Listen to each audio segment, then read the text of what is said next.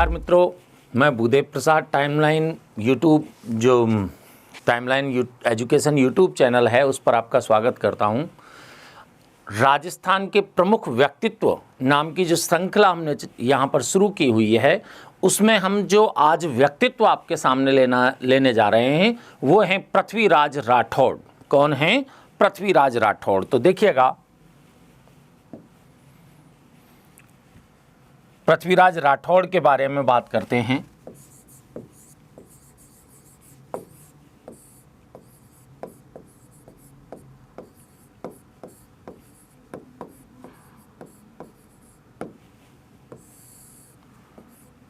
(1549 ईस्वी से 1600 ईस्वी तक का इनका कालक्रम रहा।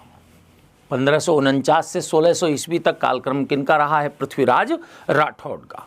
अब एक बात देखिएगा, बीकानेर के पृथ्वीराज राठौड़ हैं। बीकानेर के पृथ्वीराज राठौड़ हैं। पहले मैं आपके एक भूमिका बताऊं यहां पर आपको कि बीकानेर के पृथ्वीराज राठौड़ हैं और बीकानेर के शासक थे इस समय राव जैतसी। कौन थे? राव जैतसी। राव जैतसी के पुत्र थे राव कल्याणमल। राव जैतसी के पुत्र कौन थे? राव कल्याणमल। ज्येष्ठ पुत्र थे राव कल्याणमल राव जैतसी के। ठीक है, अब देखिएगा कि राव जैतसी के काल में 1541 ईस्वी में मारवाड़ के राव मालदेव के द्वारा आक्रमण किया गया बीकानेर पर। और कौन सा युद्ध हुआ है इस समय? एक युद्ध हुआ पाहेवा साहेबा का युद्ध। पाहेवा साहेबा का युद्ध।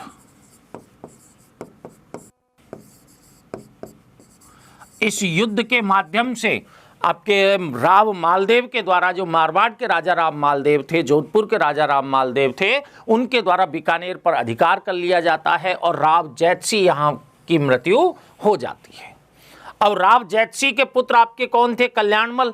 ये पुनः बीकानेर के राज्य को प्राप्त करने के उद्देश्य से शेरशाह सूरी की सहायता प्राप्त करने के लिए चले जाते हैं। और कहां पर? सिरसा में निवास करते हुए अपने राज्य की पुनः प्राप्ति का उद्योग करते रहते हैं। हालांकि 4-5 जनवरी 1544 ईस्वी को जो गिरी सुमेल का युद्ध होता है, उसमें राव मालदेव को शेरशाह सूरी के द्वारा पराजित कर दिया जाता है और उस पराजय के पश्चात राव कल्याणमल को बीकानेर का राज्य प्रदान कर दिया जाता है। इन राव कल्याणमल के कितने पुत्र हुए? 10 पुत्र माने जाते हैं। राव कल्याणमल के कितने पुत्र माने जाते हैं? 10 पुत्र आपके राव कल्याणमल के हुए, जिनमें आपके देखिएगा प्रमुख रूप से नाम आते हैं इनके 10 पुत्रों में। एक नाम आता है राय सिंह का।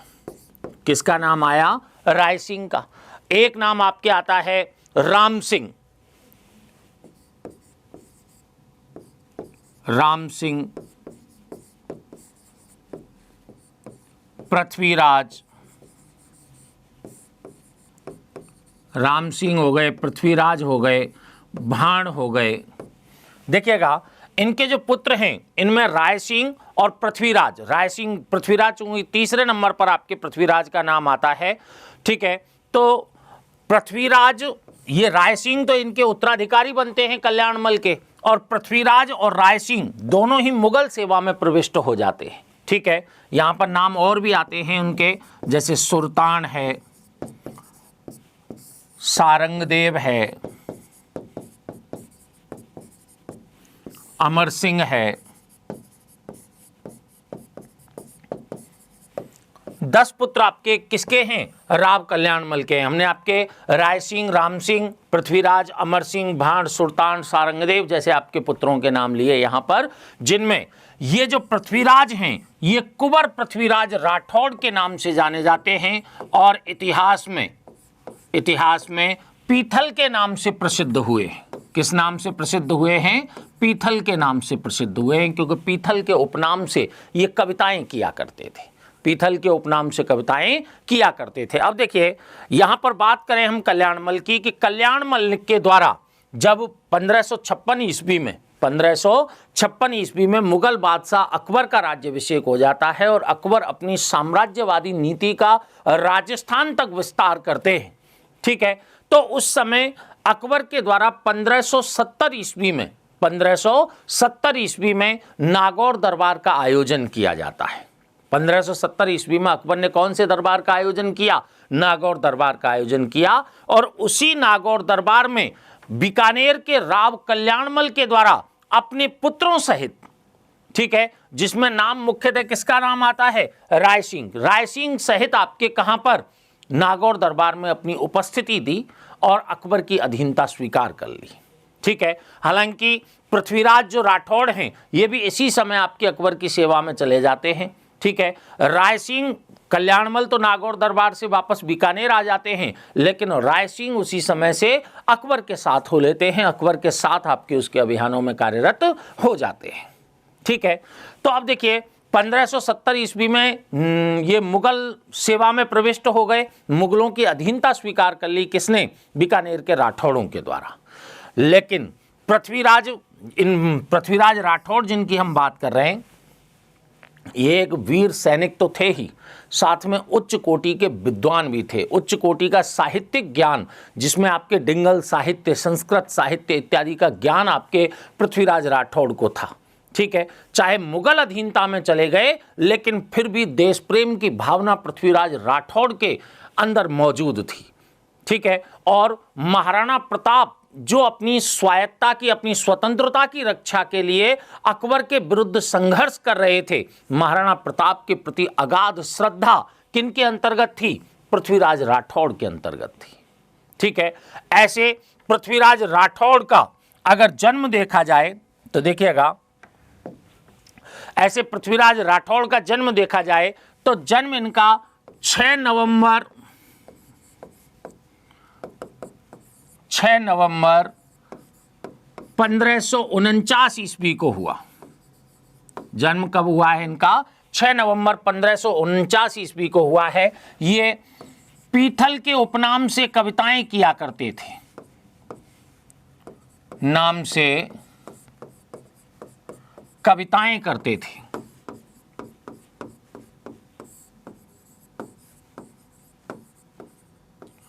हम जो एक रचना देखते हैं ना, पाथल और पीथल, पाथल और पीथल जो कन्हैयालाल सेठिया की रचना है, उसमें पीथल कौन है? पृथ्वीराज राठौड़ हैं, और पाथल कौन है? महाराणा प्रताप है। ठीक है, इन्हीं आपके पृथ्वीराज राठौड़ के द्वारा देखिए 1570 ईस्वी में मुगल अधीनता में गए, अधीनता स्वीकार की, और मोहड़ोत नैणसी के अनुसार, किनके अनुसार? मोहड़ोत नैणसी के अनुसार। इस समय आपके मुगल बादशाह कौन थे? इस समय मुगल बादशाह थे अकबर। मोहड़ोत नैणसी के अनुसार अकबर ने इन्हें गागरोन का किला जागीर में दिया। गागरोन का दुर्ग जागीर में, और ये आपके किसने दिया है? मुगल बादशाह अकबर इस समय थे, उनके द्वारा पृथ्वीराज राठौड़ को गागरोन का किला जागीर में दिया। आइन ए अकबरी में गागरोन का उल्लेख जो मालवा सूबा है, मालवा सूबे की एक सरकार के रूप में किया गया है। गागरोन के दुर्ग का जो उल्लेख है मालवा सूबे की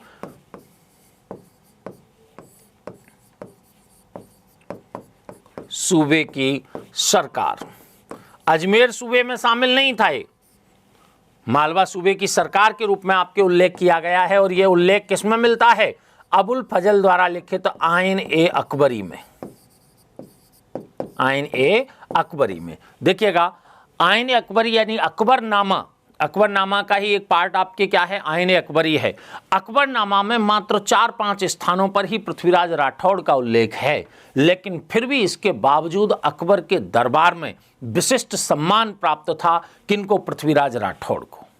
ठीक है, अकबर ने इनको आपके विभिन्न सैन्य अभियानों पर भी भेजा है। जैसे 1581 ईस्वी में काबुल अभियान पर गए हैं ये, कहां पर गए हैं? काबुल अभियान पर। और इसके अतिरिक्त आपके 1596 ईस्वी में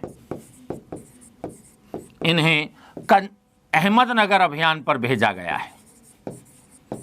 अहमदनगर अभियान पर भी भेजा गया है किनको?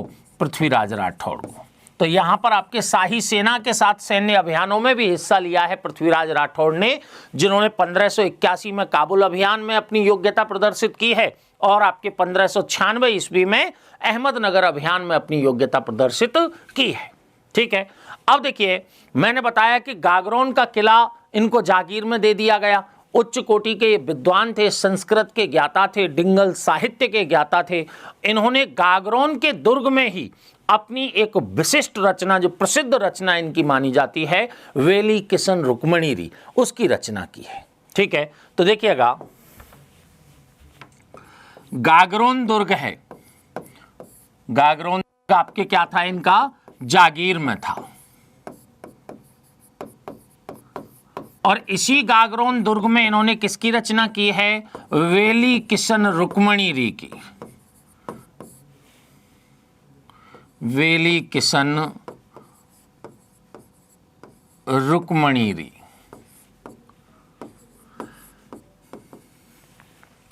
एक उच्च कोटि के वैष्णव भक्त थे पृथ्वीराज राठौड़, प्रारंभ से ही उच्च कोटि के वैष्णव भक्त थे। इस कारण कृष्ण और रुक्मणी के विवाह का जो आपके जो कथा है उसको लेकर के इन्होंने वेली किशन रुक्मणीरी नामक ग्रंथ की रचना कहां पर की थी? गागरोन के दुर्ग में की थी। ऐसा बताया जाता है कि जब वेली किशन रुक्मणीरी की रचना आपके यहाँ पर 1580 ईस्वी में जाकर के पूरी होती है, ठीक है, तो इसको लेकर के आपके ये कहाँ जा रहे थे? द्वारिकानाथ जी के चरणों में इसको रखने के लिए जा रहे थे। अपनी रचना को द्वारिकानाथ जी को समर्पित करने के लिए जा रहे थे। तब मार्ग में द्वारिकानाथ जी ने ही एक वैश्य का रूप धारण करके पृथ्वीराज राठौड़ से इसकी कथा को सुना था। ठीक है, ऐसा मान्यता है कि आपके खुद द्वारकाधीश जी किसके? एक वैश्य के रूप में इनके रास्ते में आए और उनसे आपके वेली किशन रुक्मणीरी की जो कथा है उसको सुना। किन्होंने? द्वारिकाधीश जी ने। इसी वेली किशन रुक्मणीरी जो कि एक श्रृंगार प्रधान आपके ग्रंथ है, श्रृंगार रस का ग्रंथ है। ये किसका ग्रंथ है? श्रृंगार रस का ग्रंथ है।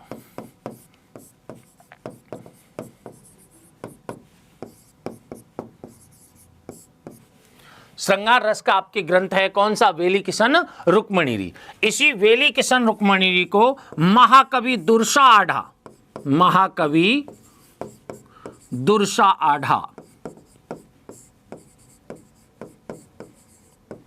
महाकवि दुर्सा आढ़ा ने 5वां वेद और 19वां पुराण कहा है। 5वां वेद और 19वां पुराण किसको कहा है? वेली किशन रुक्मणीरी को कहा है। किन्होंने? महाकवि दुर्सा आढ़ा ने। महाकवि दुर्सा आढ़ा को भी 1 करोड़ पसाव का इनाम दिया था अकबर ने। हालांकि बीकानेर के राय सिंह के द्वारा भी, सिरोही के राव सुल्तान के द्वारा भी इन्हें इनाम दी गई थी, आपके कुछ जागीरें लौट की गई थी। किनके लिए? दुर्सा आढ़ा के लिए। इन खुद दुर्सा आढ़ा के द्वारा विरुद्ध छतहरी और किरतार वामनो, विरुद्ध छतहरी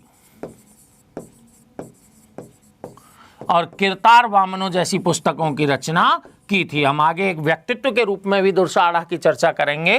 तो इनकी रचना इन्होंने की थी। और आबू पर जो अचलेश्वर महादेव का मंदिर है, अचलेश्वर महादेव के मंदिर में आपकी इनकी पीतल की प्रतिमा रखी हुई है। किनकी? महाकवि दुर्सा आढ़ा की। ठीक है, तो दुर्सा आढ़ा के द्वारा वेली किशन रुक्मणीरी को क्या कहा गया है? 5वां वेद और 19वां पुराण कहा गया है। श्रृंगार रस प्रधान ग्रंथ है जिसमें भगवान कृष्ण और रुक्मणी की जो आपके विवाह की कथा है उसको प्रस्तुत किया गया है। 1580 में जाकर के आपके ये ग्रंथ लिख करके तैयार हो गया था। देखिएगा, जो पृथ्वीराज राठौड़ हैं उनके द्वारा आपके वेली किशन रुक्मणीरी के अतिरिक्त, वेली किशन रुक्मणीरी के अतिरिक्त दशम भागवतरा दूहा, दशम भागवतरा दोहा, गंगा लहरी, गंगा लहरी और आपके वीर कल्ला, वीर कल्ला रायमलोत री कुंडलिये, वीर कल्ला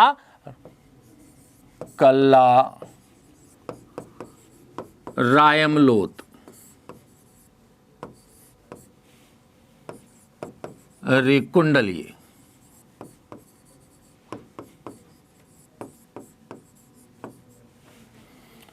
ऐसी रचनाएं आपके किनके द्वारा? पृथ्वीराज राठौड़ के द्वारा भगवान राम और कृष्ण, उनके आपके अगाध श्रद्धा के फलस्वरूप किनके द्वारा रचनाएं रची गई हैं? पृथ्वीराज राठौड़ के द्वारा रचनाएं रची गई हैं। ऐसी आप जनश्रुति मिलती है आपके यहाँ पर। मेवाड़ के इतिहास में भी आपके इस जनश्रुति का प्रचलन है कि एक बार महाराणा पृथ्वीराज राठौड़ से मुगल बादशाह अकबर ने आपके ये बात कही कि भाई ऐसा है कि आपके जो महाराणा प्रताप हैं उन्होंने मेरे को बादशाह कहना स्वीकार कर लिया है। जब इस बात को सुनकर के पृथ्वीराज राठौड़ को अविश्वास हुआ तो उन्होंने आपके दो छंद, आपके दो दोहे लिख करके पृथ्वीराज किनको भेज दिए? महाराणा प्रताप को भेज दिए। और उनके प्रत्युत्तर में महाराणा प्रताप ने भी आपके क्योंकि जवाब मांगा, किन्होंने? पृथ्वीराज राठौड़ ने, कि वही कहीं ऐसा हो तो नहीं गया है, ठीक है ना। तो प्रताप ने भी आपके उसके प्रत्युत्तर में दो छंद इनको भेजे हैं, जो पाथल और पीथल जो रचना है, ठीक है ना, जिसमें पत्राचार है किनके मध्य? महाराणा प्रताप और आपके पृथ्वीराज राठौड़ के मध्य, ठीक है। कन्हैयालाल सेठिया की जो रचना है पाथल और पीथल, उसमें इस संदर्भ को भी आपके व्याख्यायित किया गया है, ठीक है, जिसमें पाथल कौन है? महाराणा प्रताप हैं।